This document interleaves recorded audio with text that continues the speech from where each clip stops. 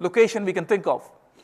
And Muhammad sallallahu alayhi wasallam, as we talked about last week, his mission was, as Allah Azza wa Jal has mentioned in multiple places in the Quran, هو الذي أرسل رسوله بالهدى ودين الحق ليظهره على الدين كله. Allah subhanahu wa ta'ala said He sent Muhammad sallallahu alayhi wasallam, this messenger, with guidance, with the deen of truth. So this deen prevails over all other ways of life. In the life of Rasulullah sallallahu alayhi wasallam, we see that his mission started off, but this mission, from the perspective of, did not reach the whole world in his life. And that continued on after Rasulullah sallallahu alayhi wasallam passed away. Abu Bakr took over, and then the Khulafa Rashidin, the rest of them, and then after that, the rulers who came, they continue to carry this message the way Muhammad sallallahu alaihi wasallam started. And we see within the life of Rasulullah sallallahu alaihi wasallam, within his lifetime, Islam started spreading outside of Mecca and Medina, outside of Jaziratul Arab, and the Tabuk battle happened, and even Islam started reaching out to the areas that were under the control of Romans at that time. And Muslims well. Now jizya, which we'll a little bit talk about inshallah today as well, is a tax that the Muslim state, Islamic State, collects from the people who choose they don't want to be Muslim, and Islam allows whatever religion the people are following. Islam allows that. As a matter of fact, after that, this tax is the one that guarantees the protection of those people who are living under the state. And as a matter of fact, if we go back to the history books, it is important for us to know that those taxes happen to be, as a matter of fact, less than the Muslims would pay in zakah in general. If you look at it, like people of Yemen, they were paying about a dinar a year. A dinar. Which is, in today's time, 4.25 gram of gold, which is, anybody can calculate that, it comes out about close to $250, $300 per year. Well, if you try to compare that with today's, the taxations that happen, and the people have become so immune to that kind of oppressive kind of taxation that they don't even realize that how oppressive kind of a lifestyle that we are living in. Because that has been taken for granted now. That you are getting a paycheck, okay, 25, 30, 35% is gone. You don't even see that money in many cases. You go buy, sell something, you pay sales tax. You buy a house, you have property tax. You have a car, you still do different kinds of taxes, tolls you pay, and on and on and on. And if you look at your money that you have in your hand at the end, that comes out to be probably whatever your salary was, maybe the one that you really used or you can use about 60%. 40, 50% of your wealth is gone. And compare that to when we talk about the jizya, a tax which is about $300, and it's only for the male able, not even the one who's disabled or too old, cannot work and stuff. He gets money actually from the Baytul Mal in the case of Islam, from the treasury of Islam. While on the contrary to that, if a person is a Muslim, he has to pay zakah. The wealth he has to pay zakah on it, which is a 2.5% of if he exceeds the threshold, the nisab. As I've said, this is another long discussion, and if the time permits, we'll discuss more in detail. I just want to touch a little bit of the tip of the iceberg. Because the thing is, these things are the one which are used by Orientalists to misguide the people about the history of Islam. And this is very important for us to understand, that when we are taking the history has to be taken from the right sources. If not, as Brother Malcolm X at one time, Malik al-Shabazz said, that if you follow the news as it's been presented, you may start hating the oppressed and you start loving the oppressor. So you have to know, because the way the things are presented, they are presented with a specific agenda. Hence, we have to be careful in taking the history. So when we take the history of Islam, take it from the right sources. And otherwise, they will mislead us. Now, Abu Bakr Siddiq radiallahu anh, he understood the mission of Rasulullah sallallahu alaihi wasallam very well, and he continued that mission. And after this, all the apostasy and those false prophets and the Romans front was taken care in the time of Abu Bakr. Now Abu Bakr was, as a matter of fact, approached by Al-Muthanna bin al-Haritha radiallahu anh. And if you guys recall, we talked about him when Rasulullah sallallahu alayhi wasallam was asking the different tribes to give him nusrah, to give him support, so he can establish the deen of Allah subhanahu wa ta'ala. And Rasulullah sallallahu alayhi wasallam went to one of the tribes, Banu Shayban. And Al-Muthanna ibn al-Haritha is called Al-Shaybani as well, because he was from Banu Shayban. Now, when Rasulullah sallallahu alayhi wasallam went to him, went to the tribe, Al-Muthanna ibn al-Haritha was the head of their army. So there are multiple people came and talked to Rasulullah sallallahu alaihi wasallam, and so was him. And they were very happy with what Rasulullah was offering, but they were trying to give Rasulullah a support which was conditional. The condition was, if the Persians are the one who attack, because they have alliances, they will not support Rasulullah sallallahu alaihi wasallam from that end, that front. And Rasulullah sallallahu alaihi wasallam said, it has to be from kull al-jawanib, from all sides. It cannot be conditional like this. But the response was not bad. And Rasulullah sallallahu alaihi wasallam told Al-Muthanna at that time that what you have given to us was not bad, but it's not what we are looking for. At the same time, he said, the one that you don't want to defend us from, in a very short period of time, wouldn't it be nice that you will be the one who will be ruling over them through us? And he said yes. And subhanallah, Al-Muthanna ibn al-Haritha played a great role in opening or the conquest of Iraq. Iraq was under the Kisra, which is the Persians, the Faris. Now, when all these battles were settled down at the time of Abu Bakr, meaning the apostasy and the false prophets and the Romans, Muthanna approached, and it was about to be ending. He approached and he asked him about, let him go in Iraq. And he started the Iraq front of his own while all this was going on. And he himself was from Iraq. Al-Muthanna ibn al-Haritha. The thing that made him this is Islam. And now you have to understand, when Abu Bakr sent any of these armies like Muhammad sallallahu alayhi wasallam, the purpose was not wars. The main purpose was to spread the word of Allah subhanahu wa ta'ala. And the people who are becoming the barriers, of course there are kings and all those rulers, the armies, they were becoming the barriers for the deen of Allah Azza wa Jal to be spread among the people. They understood it well. What does that mean? What will it entail? Hence, like Rasulullah sallallahu alaihi wasallam, Khulafa Rashidin, and later Khulafa as well, they used to go with this attitude. They would go and call them towards Islam. If they accept Islam, of course they are brothers. If they don't, they have the choice to keep their religion, but then you pay jizya, but the rule of Allah Azza wa Jalla will be applied.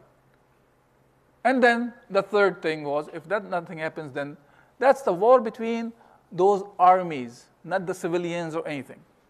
So let's be clear about the methodology of Muhammad sallallahu alaihi wasallam and Khulafa Rashidin after that as well.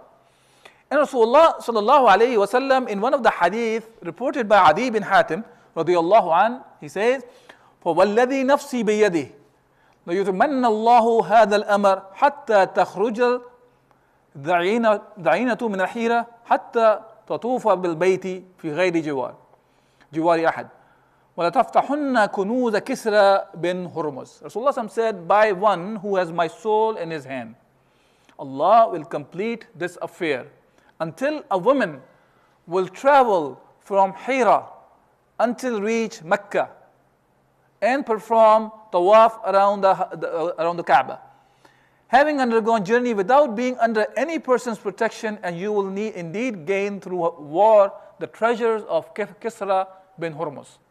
There was the king of the Persia, one of the superpowers at the time of Rasulullah sallallahu alaihi wasallam. And Hira is a point. Remember that area also, because this will play an important role in today's discussion also, at least the point that's been mentioned by Abu Bakr. And when Abu Bakr Siddiq radiallahu anh was approached by Al-Muthanna bin Haritha. So Muthanna started while Khalid bin Walid was still busy in Yamama against the Musaylama al-Kadhdhab. And when that was over, Abu Bakr Siddiq radiallahu anh, he commanded Khalid to, from Yamama, now he was commanded to go towards the southwestern entrance of Iraq, the area called Al-Ubala. And he commanded him, you started from there and go up in Iraq until you reach Hira. And he was the commander of the army.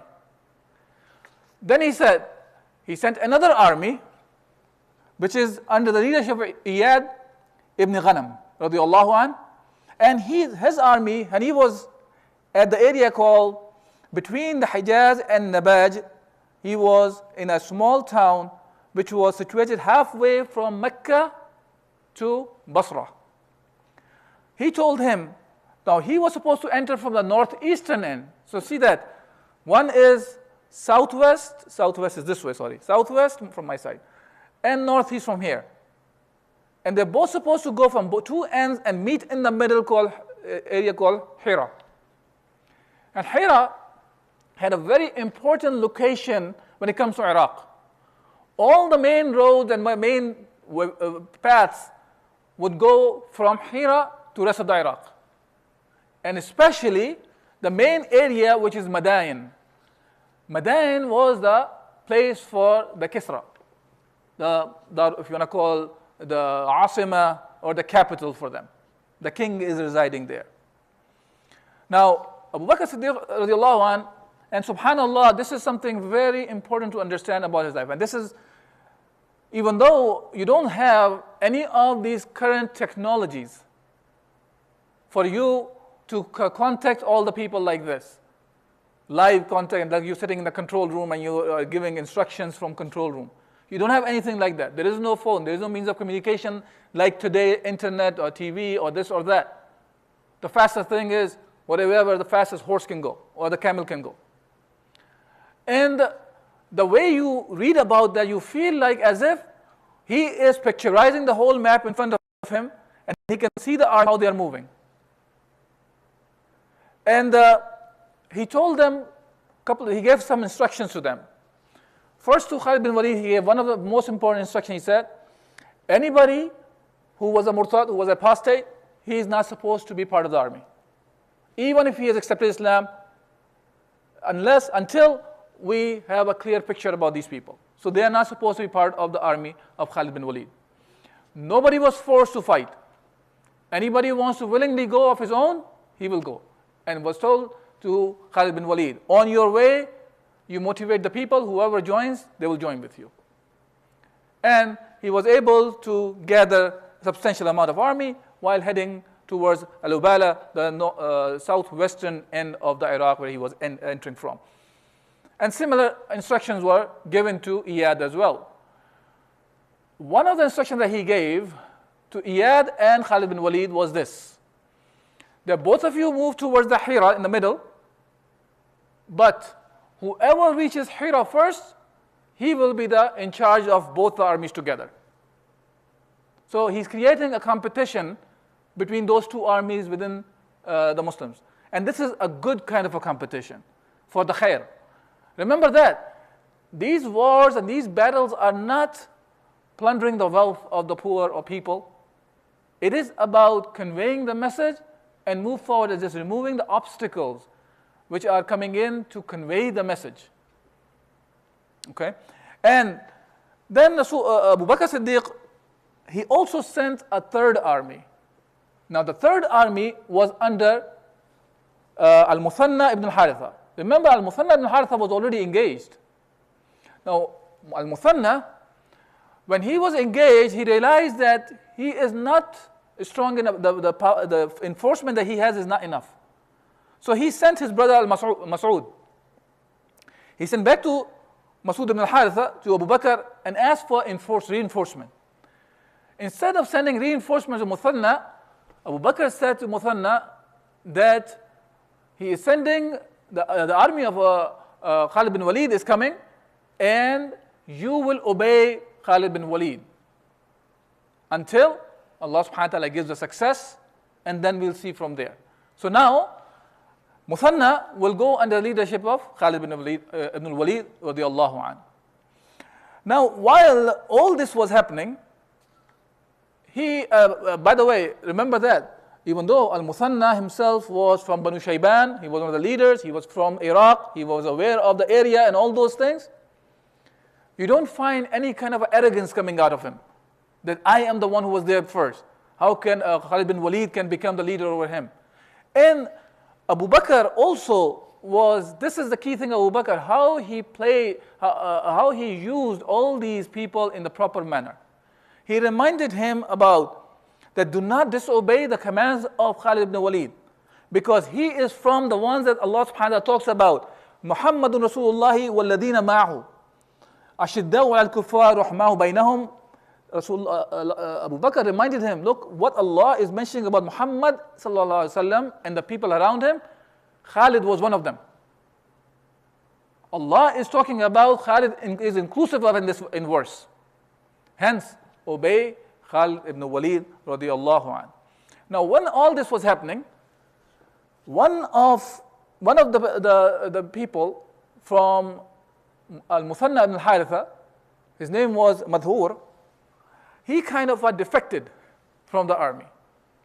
And he sent a letter to Abu Bakr Siddiq radiallahu anh. And he started saying, I am from Ijl, from Bani Ijl, and I am strong. I have people around me who are strong, and I should be the one who should be leading the army.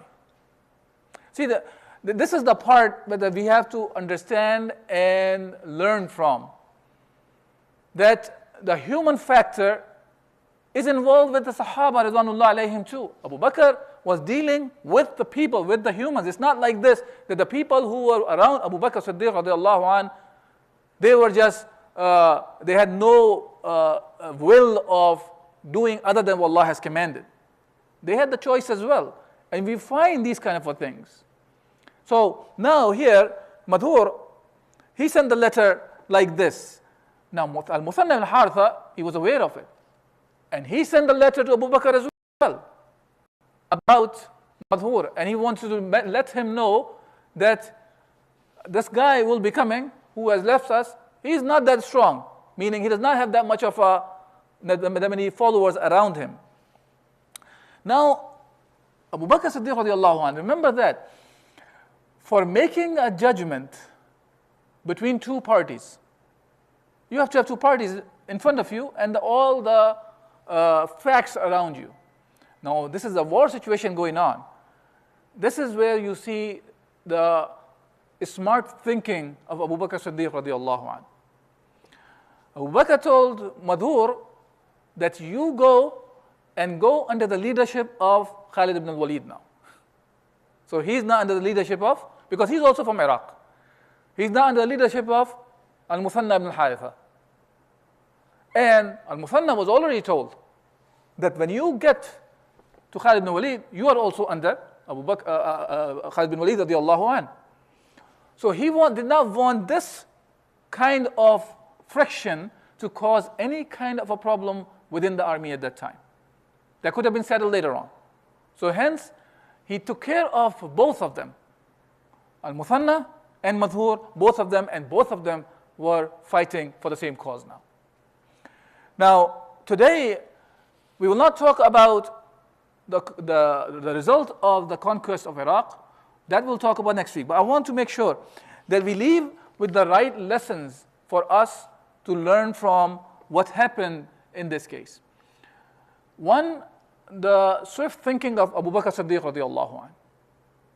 How he was able to manage the armies and to compete with each other in the manner to get the best out for the sake of Allah subhanahu wa ta'ala, and without any kind of frictions between them.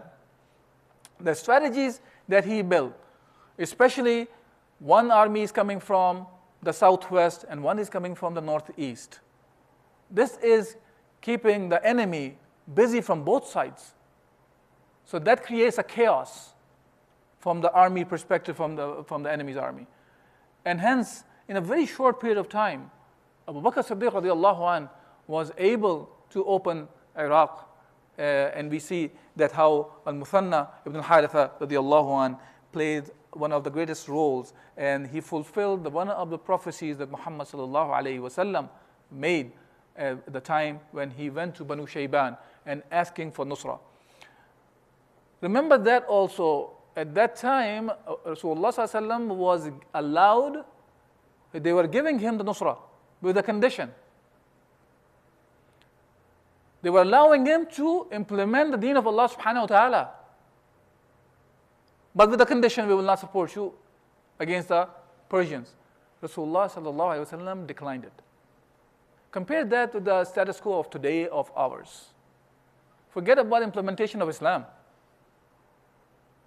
We know the kind of evil that today's presidential candidates are offering. And what is our response to that nowadays? We're looking for sometimes lesser of evil. Sometimes we're looking for the benefit that Ummah can get out of it. And look at the stance of Rasulullah sallallahu alaihi wasallam. It's very clear. It's either Islam as a whole, or we have nothing to do with it. We'll continue to work for a struggle for Islam as a whole. Doesn't mean that we are isolating ourselves. This is not what Rasulullah sallallahu alaihi wasallam did. He was actively involved until Allah Azza wa Jal gave Rasulullah sallallahu alaihi wasallam unconditional nusra in the shape of people from Medina. Yathrib came and gave support to Rasulullah sallallahu alaihi wasallam, and Rasulullah sallallahu alaihi wasallam entered in Medina as a ruler. Now Abu Bakr Siddiq radiallahu anhu, also what we see is when Abu Bakr, we'll see when we talk about the battle inshallah, when Khalid bin Walid, he asked for more help or reinforcement. Abu Bakr Siddiq radiallahu anhu, instead of sending a battalion, or he did not ask for battalion, he just said send some reinforcement. He sent a Sahabi Al-Qaqa radiallahu anhu, one person. He sent one person. He's asking for a help for the army, and he's sending one person. And he was asked by the Sahaba around, why are you sending one person rather than sending a battalion? He said, it's not the battalions that wins the wars. It's the mindset. Well, people like Al-Qaqa can create the mindsets among the army. That wins the wars. That wins the battles. It's not the numbers. It's not the weaponry. It's not that. And of course, at the end of the day, Nusra, the victory, comes from Allah subhanahu wa ta'ala alone. So we can be deserving of the victory from Allah only if we do what Allah wants from us. We cannot expect victory from Allah subhanahu wa ta'ala when we are breaking the laws of Allah subhanahu wa ta'ala. And we are hoping the victory or support from other than Allah, and then hoping the victory from Allah. These are contradictory things, and we have to get out of this kind of contradictory ways of thinking. So, inshallah, we'll continue on about the conquest of Iraq next week, how the conquest happened. I will not go into too much detail of just the battles, but I like to have at least one clear idea of how the Muslims were going from, were spreading from Jaziratul Arab to the rest of the world in a very short period of time, the kind of a mindset they had. And inshallah, we ask Allah subhanahu wa ta'ala to give us the similar kind of a mindsets as the mindsets of the Sahaba Ridwanullah alayhim. So we will gain the similar kind of success in this dunya and in the akhirah. Inshallah, if there's any questions or comments about the subject covered, I will